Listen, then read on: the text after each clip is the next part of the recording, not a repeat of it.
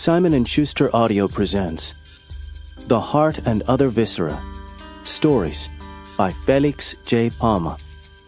Translated by Nick Kaistor and Lorenza Garcia. Read by Timothy Andrés Pabon and Cynthia Farrell.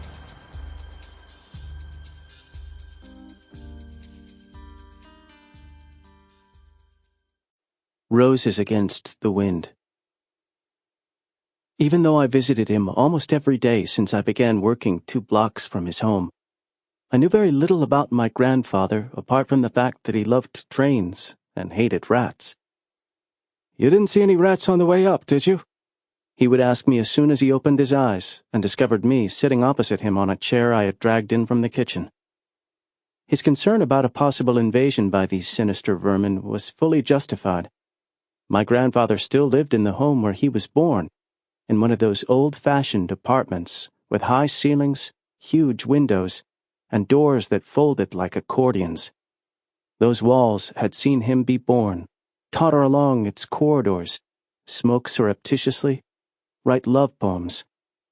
They had seen him, as it were, prepare himself to face an unimaginable future that noiselessly fell apart at the seams into the present, so that now, full of damp patches and as weary as he was, the walls seemed to be contemplating him with unexpected affection as he dozed in his armchair. In this old apartment, where daylight seemed to drag itself in because of the tall modern buildings that had sprung up around it, my grandfather survived on a miserable pension. My father had left him to his own devices a long time ago, as a result of an insult the old man had perpetrated on his wedding day that my father saw as the culmination of the many years of paternal ostracism he had been forced to bear. And yet, my grandfather did not seem at all concerned by his precarious economic situation. If my father had washed his hands of him, he seemed to have washed his hands of the world. A social worker came to clean the apartment and fill his fridge, but I'm not sure if he was even aware of this plump guardian angel assigned to watch over him every Wednesday, as he spent most of the day dozing in his armchair, sleeping with his eyes gently closed and a complicit smile on his lips, as if he knew a secret that was forbidden to the rest of us.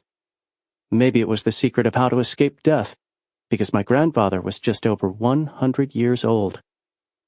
If everything around us spoke of the forlorn abandonment of things not even glanced at, the adjacent room was dominated by a huge table that almost entirely filled it. On the table lay the only thing that... Sample complete. Ready to continue?